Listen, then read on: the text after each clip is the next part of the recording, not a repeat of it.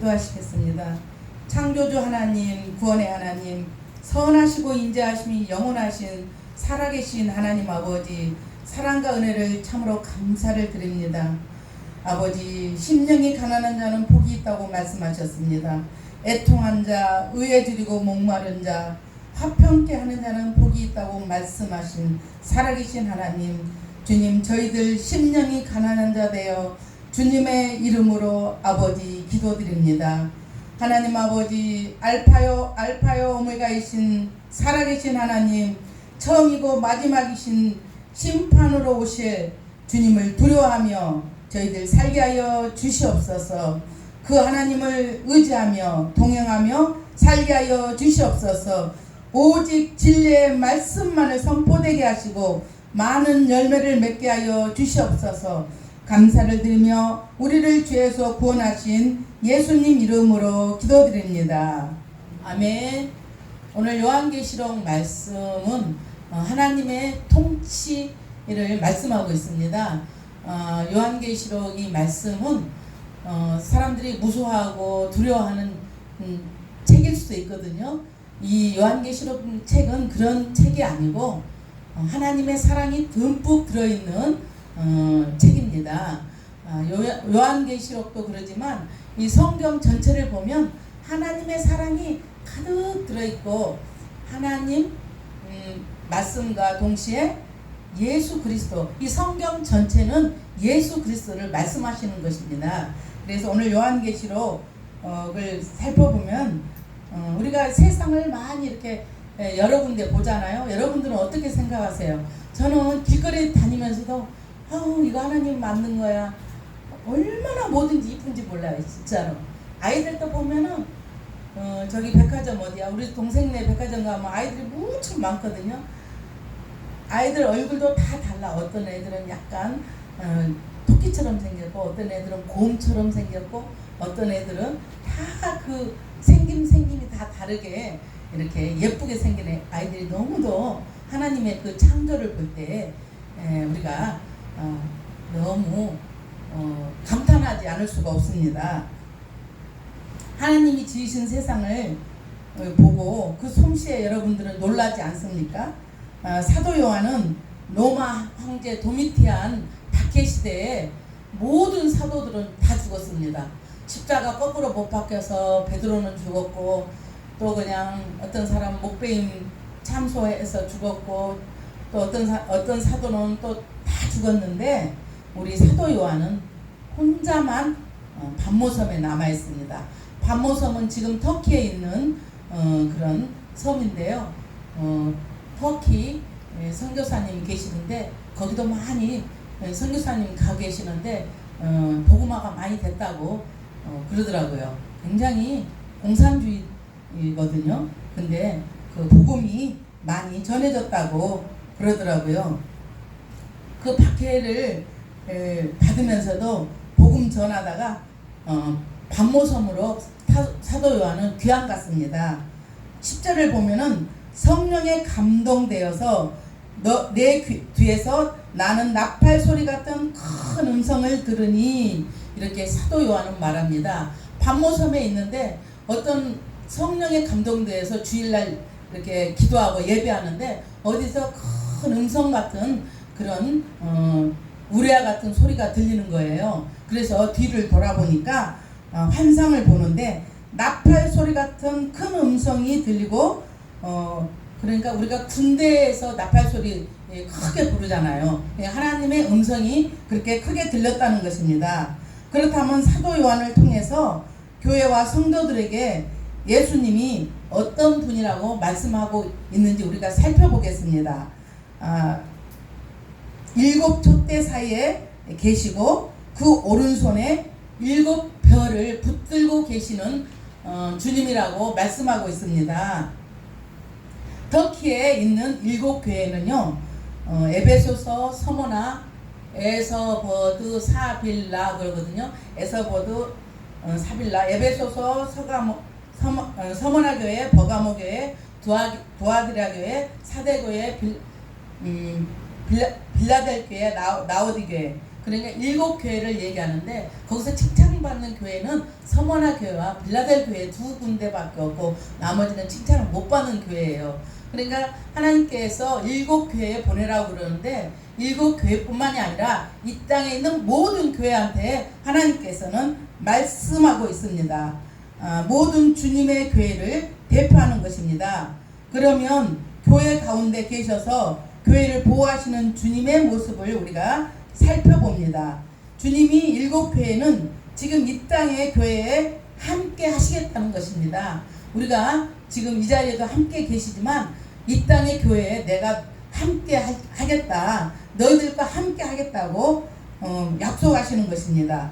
13절 촛대 사이에 인자 같은 이가 발에 끌리는 옷을 입고 가슴에 금띠를 띠고 위엄 있는 옷을 입고 계신다는 것입니다. 얼마나 우리가 세상에서 그 왕 나오잖아요. 임금님 나올 때 머리에 막 쓰고 막 촛대 가운데 막 이렇게 금으로 된 촛대처럼 생긴 거, 세상에 임금도 그러잖아요. 그러니 예수님은 얼마나 웅장하고 위엄 있는 옷을 입었다는 것입니까?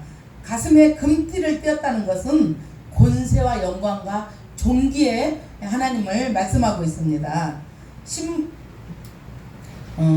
만왕의 왕이신 그의 신분을 잘 보여주는 것입니다. 14절에 우리가 한번 살펴보면 그의 머리와 털의 희기가 흰 양털 같고 흰 눈 같다고 합니다. 유대 문학상 흰 머리털은 장수와 지혜와 순결을 상징합니다. 그리스도는 하나님으로서 신적인 영원함과 순결함을 보여준다고 말씀하시는 것입니다. 그러니까 하나님께서는 터키에 있는 7교회에도 함께 계시지만 이 자리에도 함께 하시고 이 땅의 모든 교회에도 함께 하시고 이 땅에 있는 모든 교회에게 이 말씀을 전하라는 것입니다. 저도 어제 무슨 일이 있고 그제도 그래서 제가 설교 준비를 아주 많이 못했어요. 그래서 하나님 이걸 해야 되는데 제가 좀 부족하고 그랬는데 하나님 죄송합니다. 그러면서 저녁 기도하면서 설교 준비를 제가 2, 3시까지 이렇게 준비하고 새벽에 있는데 증거하라 내가 너를 도우리라 하나님께서 이렇게 말씀하시더라고요. 그래서 하나님 우리 하는 생각까지 이 하는 말씀까지 다 기억하세요.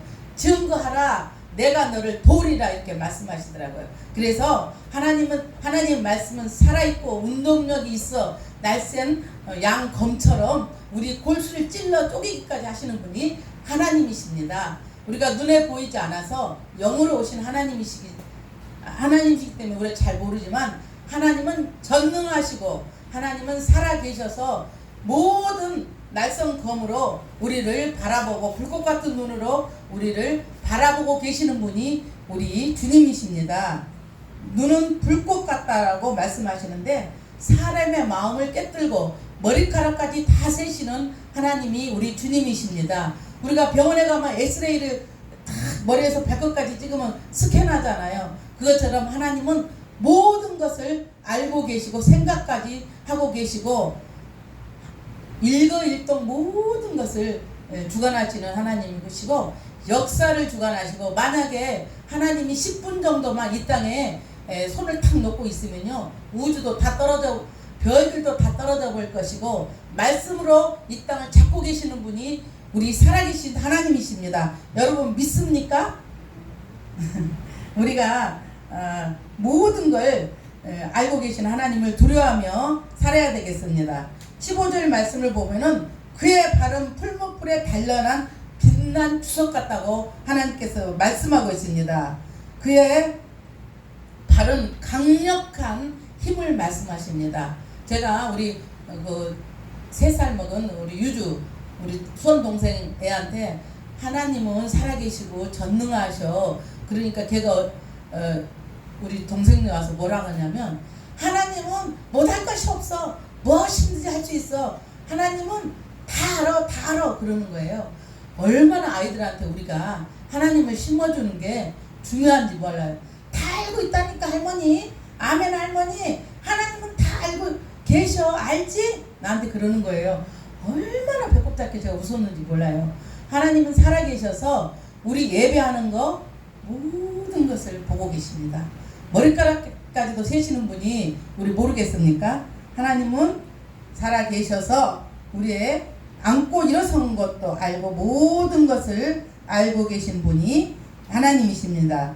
16절에 오른손에 7별이 있다고 말씀하십니다. 7촛대는 7교회고 7별은 우리 교회에서 일하는 사역자들, 목사님 이런 분들을 말씀하고 계십니다.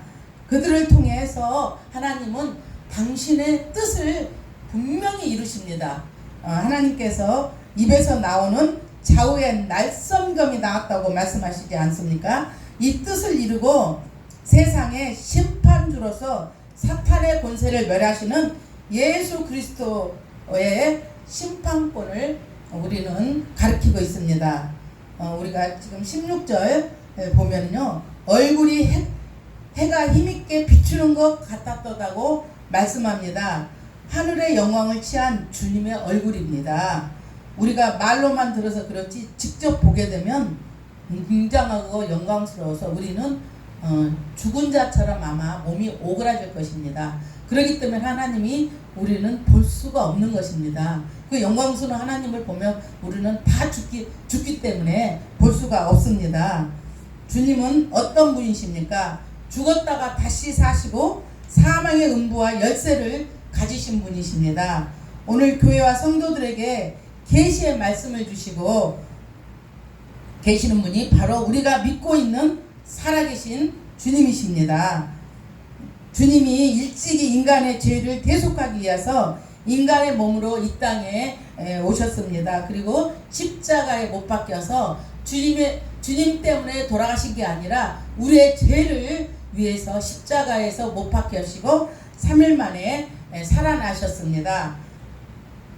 이제 그분은 부활 승천하셔서 하나님 우편에 앉아 계셔서 저와 여러분들을 중보하고 계시는 분이 우리 예수 그리스도이십니다. 만왕의 왕 되신 분이 우리 하나님 아버지입니다. 빌립보서 2장 9절에서 10일까지 우리가 한번 다 같이 한번 보겠습니다. 빌립보서 2장 9절에서 11절까지 우리가 한번 다 같이 한번 보겠습니다. 빌립보서 2장 9절에서 11절까지 함께 합독하시겠습니다.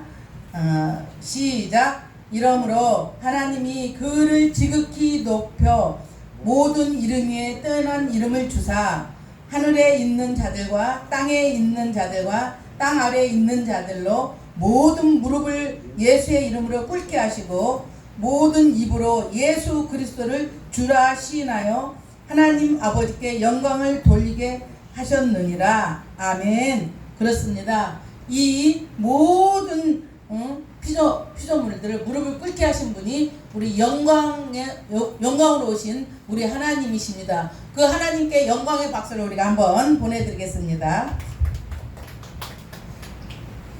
그 찬란한 영광과 위엄 앞에 밤모섬의 사도 요한은 마치 죽은 사람처럼 오그라져서 엎드려질 수밖에 없었던 것입니다.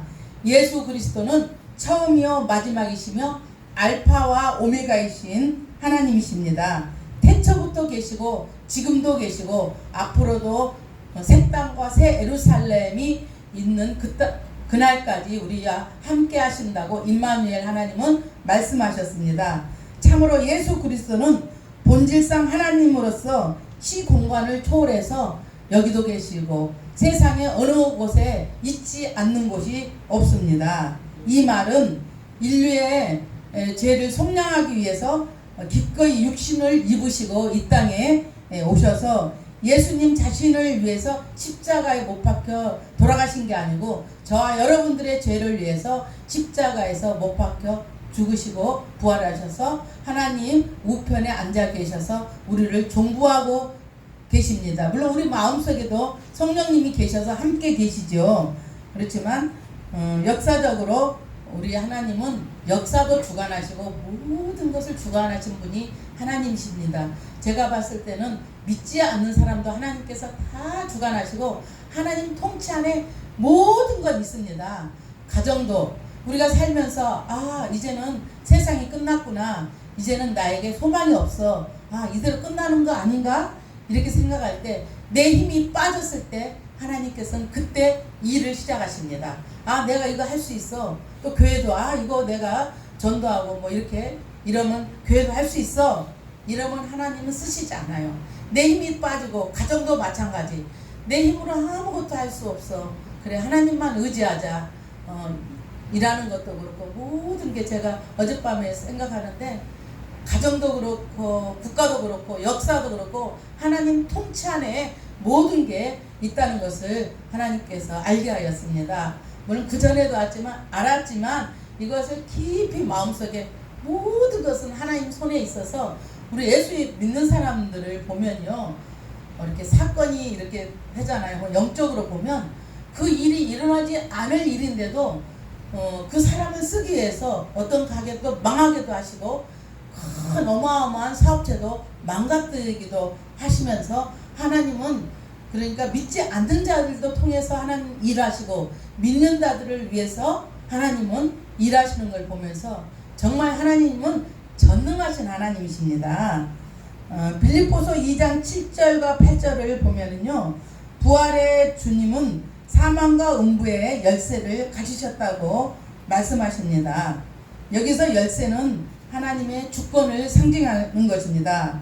그러므로 사망과 음부의 열쇠를 가지신 그리스도께서는 죽음의 정복자여 주권자로서 죽음 아래 놓인 인간들, 그 사망의 늪에서 헤매고 그 사망의 늪에서 나오지 못하고 사탄 마귀에서 나오지 못하고 헤매고 다니는 우리 인간들을 하나님께서는 건져서 이 자리에 앉혀 놓으셔서 하나님 일을 하시고 계시고 예배하게 하시는 분이 하나님이십니다. 그 쇠사슬에 매어서 새가 새장에 갇혀서, 우리가 시골에서 새를 이렇게 새 발에다가 실을 달아가지고 움직이지 못할 정도로 있을 때가 있잖아요. 사탄 마귀한테 인간이 쇠사슬에 묶여서 움직이지 못할 때 하나님은 그를 탁 잡고 건지셔서 하나님 나라의 일꾼으로 삼으시고 계신 분이 하나님이십니다. 예수 그리스도를 이 계시에 기록하라고 요한에게 말씀하십니다. 다른 종교는요, 내가 뭘 해야만이 되는 종교예요. 불교 같은 경우는 108번 번뇌라고 그래서 108번 절도 하게 하고 내가 무슨 공력을 길러야만이 되는 그런 게 다 종교예요. 우리 예수 그리스도는 종교는요, 사실 우리는 종교가 아니에요. 살아계신 하나님의 계시를 말씀하시는, 우리 살아계신 하나님을 증거하는 그런 종교입니다. 종교라고 말씀하기가 그렇습니다. 그러나 타 종교에서는 자기가 뭘 해야 되지만, 우리 예수님은요, 예수님이 계시를 하지 않으면 절대 우리는 하나님을 알 수가 없어요, 우리 인간이. 그러나 모든 만물 위에 하나님께서 하나님을 알게 다 해놓으셨다고 하나님은 성경에 말씀하고 있습니다. 계시를 주시는 그렇게 분이 사망과 음부의 열쇠를 가지신 분만큼 모든 인간은 삼가 두렵고 떨리는 마음으로 반드시 이 말씀을 받아야 합니다. 그 말씀을 받아서 믿고 지켜 행하면 살 수 있거니와, 만약 이 말씀을 받지 아니하고 농담으로 여긴다든가 살아계신 하나님의 말씀을 함부로 생각하는 그런 사람들은 영원히 죽을 수밖에 없고, 이 말씀을 지키는 자는 영원히 천국에서 해처럼 빛나게 살거니와, 이 말을 믿지 않는 자는 영벌로 지옥으로 영원히 떨어진다고 하나님은 말씀하고 계십니다. 그러니까 영생과 영별을 하나님은 분명히 만들어 놓으시고 심판주로 오실 하나님을 우리는 두려워하며 살아야 될 것 같습니다. 믿습니까, 여러분? 그 이유는 계시를 주시는 분이 예수 그리스도이십니다. 제가 얘기는 하지만 성경에서 말씀하시는 살아계신 하나님의 말씀입니다. 그 열쇠를 가지신 분이기 때문에 우리는 두렵고 떨리는 마음으로 신앙생활도 해야 되고 예배할 때도 그 하나님 앞에 예배를 드린 거기 때문에 정말 우리는 하나님 앞에 예배할 때 모든 것은 판가름이 나는 것 같습니다. 예배할 때 하나님은 머리를 요한계시록에 보면 머리를 양털보다 희고 눈보다 흰 머리털을 흩날리시면서 불꽃 같은 눈으로 보고 계시고 예배하는 우리들을 볼 때 신령과 진정으로 누가 예배를 드리나 하나님께서 이 자리에 보고 계십니다. 저와 여러분들께서는 예배의 성공자가 인생의 성공자입니다.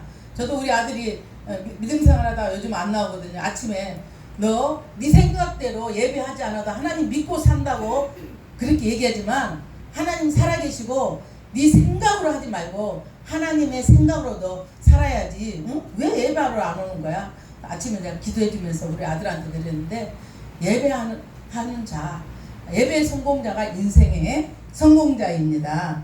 사도행전 4장 10절 말씀, 다른 이로는 구원을 얻을 수 없나니 친히 인간의 구원을 얻을 만한 다른 이름을 우리에게 주신 일이 없음이니라 이렇게 말씀하고 있습니다. 그리고 히브리서 10장 19절에서 20절 말씀을 보면은 그러므로 형제들아 우리가 예수의 피를 힘입어 성소에 들어간 담력을 얻었나니 이렇게 말씀하고 있고요. 20절에 그 길은 우리를 위하여 휘장 가운데로 열어놓으신 새롭게 살 길이요 휘장은 곧 저의 육체니라. 아멘. 또 계시록 22장 12절과 13절을 보면은 보라 내가 속히 오리니 내가 줄 상이 내게 있어 각 사람에게 그의 일한 대로 갚아주시리라. 13절 나는 알파 오메가요 처음이자 나중이라 시작과 끝이니라 이렇게 하나님께서 말씀하고 있습니다. 하나님은 처음이고 마지막이고 시작과 끝이라고 말씀합니다. 그렇습니다. 7 촛대를 거니시는 이 땅의 교회와 저와 여러분들을 지키고 계신 분이 살아계신 하나님이십니다. 이 자리에도 주님은 발에 끌리는 옷을 입고 돌아다니시며 존귀하고 위엄 있는 옷을 입고 가슴에 금띠를 띠시고 머리에 흰 양털처럼 흰 눈처럼 불꽃 같은 눈을 가지고 두루 감찰하시면서 예배하는 자를 보고 계십니다. 이 자리를 왔다 갔다 하시면서 예배를 흠양하십니다. 이 예배에 주님의 눈에 들어오는 성도는 여러분들 중에 누구십니까? 성도는 찬양할 때, 기도할 때, 예배할 때 하나님께서 함께 하십니다. 찬양할 때 우리는요 악한 것들이 나가고 찬양할 때 저랑 같이 공부한 그 목사님은요 우리 목사님 269장인가 죄에서 자유를 얻게 하면 그 찬양 부르는데 하나님이 하늘문을 여시고 하나님 보좌를 밝게 보여주셨어요. 환상으로. 얼마나 아름답게 그런지 그분은요 268장인가 9장인가 죄에서 자유를 얻게 하면 그 찬양을 그렇게 좋아하세요. 근데 저도 이제 목사님 하여 찬양도 보면 그 찬양 부를 때는 달라요. 저도 보니까 그래서 찬양 부를 때 하나님 보좌를 보는 목사님도 많고 하나님은 살아계십니다. 정말 하나님한테 우리가 어떻게 그냥 저도 물론 신앙생활 잘 못하지만 하나님한테 대충 할 수가 없어요. 그 하나님이 자녀들도 쓰시고 우리도 쓰시고 일꾼들도 하나님은 진심으로 하는 자를 하나님은 찾고 계십니다. 우리가 뭐든지 하면 설렁설렁 하는 거 있잖아요. 근데 하나님도 하나님한테 진심으로 우리가 자식도 보면은 엄마한테 잘하는 자식이 있듯이 하나님도 진심을 통해서 신령과 진정으로 예배 드린 자를 하나님은 지금도 찾고 계십니다. 모든 인생은 예배의 시작과 예배의 끝으로 시작됩니다. 그래서 우리는 예배가 굉장히 중요합니다. 주님은 신령과 진정으로 예배하는 자를 지금도 찾고 계시고 옛날에도 찾고 계세요. 우리 큰딸 같은 거는 믿음이 별로 없는 대로 그러더라고요. 큰 교회 몇천 명 있는 교회 가더니 엄마 카리스트 대학 나오고 뭐 성가대 그 지휘자 애들이 그렇게 잘 되고 이랬대. 물론 그렇게 잘 될 수도 있고 못 될 수도 있고 뭐 이러지만은 하나님은 예배하는 자를 쓰신다. 너 예배에 목숨 걸으라 내가 그러거든요. 그래도 이제 갔다 안 갔다 그러는데 제가 보니까 너무너무 안타까워요.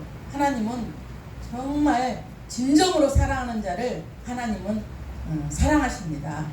물론 우리가 또 못한다고 해서 하나님이 사랑하시진 않으세요. 우리가 애들 말 안 듣는다고 내 자식이 아니지 않잖아요. 그렇기 때문에 그 하나님을 우리는 전하며 이 주님 말씀으로 날마다 살아내는 저와 여러분들이 되어야 되겠습니다. 이 영광의 하나님을 저와 여러분들은 전하며 마음껏 자랑하며 살아야 되겠습니다. 기도하시겠습니다. 7 촛대 사이에 계시고 7 별을 붙드신 살아계신 하나님 아버지, 그 사랑과 은혜를 참으로 감사를 드립니다. 죽었다가 다시 사신 부활의 주님을 날마다 자랑하며 경배하며 전하는 저희들 되게 하여 주시옵소서. 우리를 죄에서 해방시키신 예수 그리스도 그 살아계신 하나님을 사랑하며 살게 하여 주시옵소서. 그 하나님이 구름 타고 오실 재림의 주님을 기다리며 저희들 신부단장하는 저희들에게 인도하여 주시옵소서. 감사를 드리며 예수님 이름으로 기도드립니다.